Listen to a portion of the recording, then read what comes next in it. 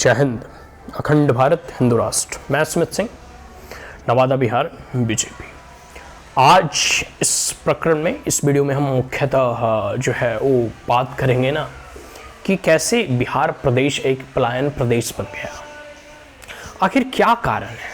पहला प्रश्न है, क्या कारण है कि बिहार में इंडस्ट्री, फैक्ट्री वगैरह नहीं खुलते, कोई इन्वेस्टर समिट नहीं मुख्यमंत्री के द्वारा कराया जाता, और कोई बड़े बड़े फॉरेन तो इन्वेस्टमेंट छोड़ दो, जो घरेलू इन्वेस्टमेंट है वह भी वहां नहीं आता। क्या कारण है भाई? दूसरा, आखिर क्या वजह है कि लोग वहां के जो कृषि है, खेती बाड़ी है, या जो भी प्राइमरी एक्टिविटीज़ हैं उसमें भी, चाहे डेयरी फार्मिंग हो गया, बी कल्टिवेशन हो गया, फिश हो गया, सेरी कल्टिवेशन हो गया, जूट फार्मिंग हो गए, इन सब चीज़ों में भी, मतलब एग्रीकल्चर के दृष्टिकोण से भी बिहार पीछे है। आज देखो, गुजरात का एक अमूल फैक्ट्री, अमूल का प्रोडक्ट हर जगह है। गुजरात जो है इंडस्ट्रियल डेवलप्ड ही नहीं है, बल्कि एग्रीकल्चर के मायने में भी वो डेवलप्ड है। अमूल का प्रोडक्ट और डेयरी फार्मिंग में उतना डेवलप्ड है। बिहार में सुधा मिल्क की स्थिति देख लो। तो आखिर क्या कारण है कि हम एग्रीकल्चर में भी उतने डेवलप्ड नहीं कर पाए? और तीसरा, सबसे महत्वपूर्ण जो मैं मानता हूं,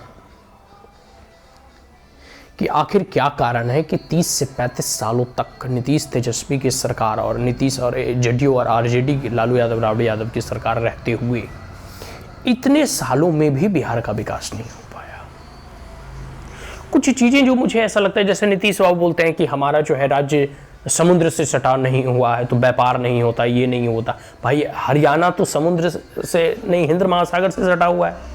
आज हरियाणा इतना डेवलप्ड है, पंजाब इतना डेवलप्ड है, तो ये क्या समुद्र से सटा हुआ है? ने प्रशांत महासागर जो है यहीं से निकलता हो, हरियाणा से ही। अन्य राज्य से ही आप कंपेयर कर लो ना। आज एक समय था कि यूपी बिहार के लोग तो कह सकते हो कि एग्जाम्पल देते थे कि ये बीमारू राज्य हैं, पिछड़े राज्य हैं। और जब से देखो सीएम योगी आदित्यनाथ बने हैं, वहां जो है इन्वेस्टर समिट वगैरह कराए जा रहे हैं, ताकि जो है देश के ही जो है बड़े बड़े निवेशक जो है वहाँ आकर निवेश करे, फैक्ट्रियाँ लगाए, इंडस्ट्री लगाए, जिससे लोगों को रोजगार मिलेगा। और बिहार की सरकार क्या करवा रही है? जातीय जनगणना। बाहर बाहर जियो रे बिहार के लाला। और जो भी जाति के लोग हैं, जो ही मन में लड्डू फूट रहा है कि हमारी तो जनसंख्या इतनी हो गई, भाई होने तो क्या फर्क पड़ता है? तुमको तो ऐसे झोला उठा के 10-12 हजार के लिए दूसरे राज्य में ही जो जाके गिड़गिड़ाना पड़ेगा। स्थिति यही है, ठीक है? तो हम यही कहना चाहते हैं कि विगत 30 से 35 सालों में ये सत्ताधीश जो कुर्सी पर बने हुए हैं, इन्हें लगता है कि कुर्सी इनकी जो है बपौती राजगद्दी है, कि राजा का बेटा राजा बनेगा, मुख्यमंत्री का बेटा मुख्यमंत्री बनेगा। बिहार की जनता इतनी मूर्ख नहीं है, बिहार की जनता इतनी मूर्ख नहीं है। वो ऐसा सत्ता से इन्हें उखाड़ेगी ना कि फिर 500 सालों तक दोबारा सत्ता इन्हें नसीब नहीं होगा। तो ये चीजें हैं, ये चीजें जो है ना, आप देखो तो पूरे के पूरे, अगर आप आंकड़े उठाकर देखो तो जो लालू यादव का शासनकाल था और वर्तमान में भी, दोनों को कंपेयर करो कि कितनी अधिक फैक्ट्रियां लगी, कितने नए कल कारखाने और नए उद्योग धंधे बैठाए गए। हमारी तो जो है बारसलीगंज में जो है एक चीनी मिल था, लालू यादव से भी पहले वो बंद हुआ और आज तक नहीं खुला। जो पेपर मिल थे, चीनी मिल थे, वो सब धीरे धीरे ठप होते गए। तो बड़े उद्योग धंधा तो लगाना छोड़ दो, इस जंगल राज में और अभी वर्तमान जंगल राज रिटर्न में जो उद्योग धंधे चलाए भी जा रहे थे, उसे जो है ठप होना पड़ गया, क्योंकि लॉ एंड ऑर्डर की स्थिति नहीं अच्छी है। क्राइम होगा तो वहां इन्वेस्टर क्यों लगाएगा? बिहार में क्या जो है कह सकते हो इंडस्ट्री चलता था, अपहरण इंडस्ट्री। मैं किसी ने 2 मंजिला मकान बना लिया तो उसके बेटे को उठा लो, उसे 2-4-5 लाख मांगो, देबे करेगा, नहीं होगा तो खेत बेच के देगा। कहने का मतलब यही है। अपहरण नाम की एक इंडस्ट्री चलती थी, अपहरण के नाम पर एक मूवी भी आप देखना। तो जो बिहार के लोग हैं वो भी साला इंडस्ट्री और फैक्ट्री और छोटे कल कारखाने, उद्योग जो है वो लगाने से 500 बार सोचते हैं कि साला यहाँ का जो रंगदार है वो रंगदारी टैक्स मांगेगा, प्रोटेक्शन टैक्स मांगेगा। ना लॉ एंड ऑर्डर की स्थिति अच्छी है। आप इतने छोड़ दो, एक प्रोविजन होता है आरबीआई का या फिर बैंक्स का कि जो भी बैंक्स में लोग अपने पैसे को डिपॉजिट करते हैं, सेव करते हैं, उसके इतने प्रतिशत जो है लोन के तौर पे दिया जाएगा।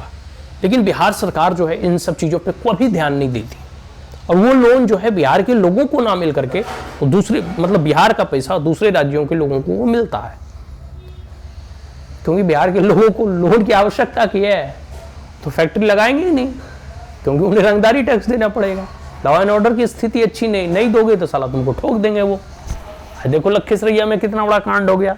तो आप ये समझ सकते हो कि शासन प्रशासन कितनी, या फिर उसका जो है कह सकते हो कि जन जो है एक क्रिमिनल में जो उसका जो खौफ होना चाहिए वो नहीं है। भाई बिहार का जब दरोगे सेफ नहीं है तो आदमी को तो छोड़ दो आप।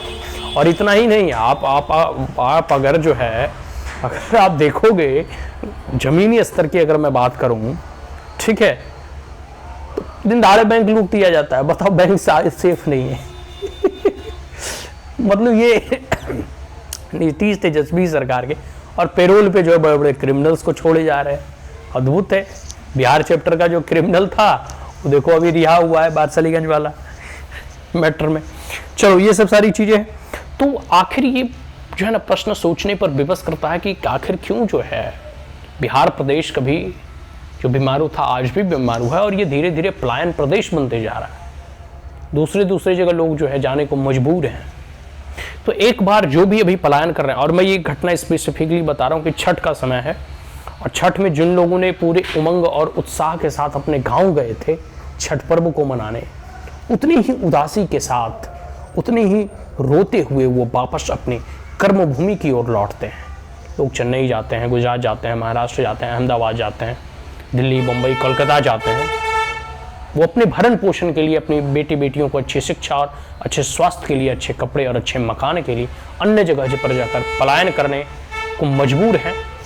और आखिर एक बार मैं उनसे पुनः कहूँगा कि जब आप पलायन करते हैं और जब आप वापस अपने परिवारों को गांव में ही छोड़कर दूसरे जगह रहते हैं, तो आप जो है वोट जब भी देते हैं या आपका परिवार जब वोट करता है, तो यह बात सोच करके दें कि इन सब कह सकते हो कि 17-18 साल नीतीश बाबू का और ये आगे लालू और राबड़ी देवी का, तो इन विगत 30 से 35 सालों में बिहार की जो दुर्दशा हुई है, अगर यह दुर्दशा आप आगे नहीं देखना चाहते हैं तो ऐसी सरकार को जिंदगी में वोट ना दें कि ये 500 सालों तक दोबारा सत्ता में वापस ना आ जाए।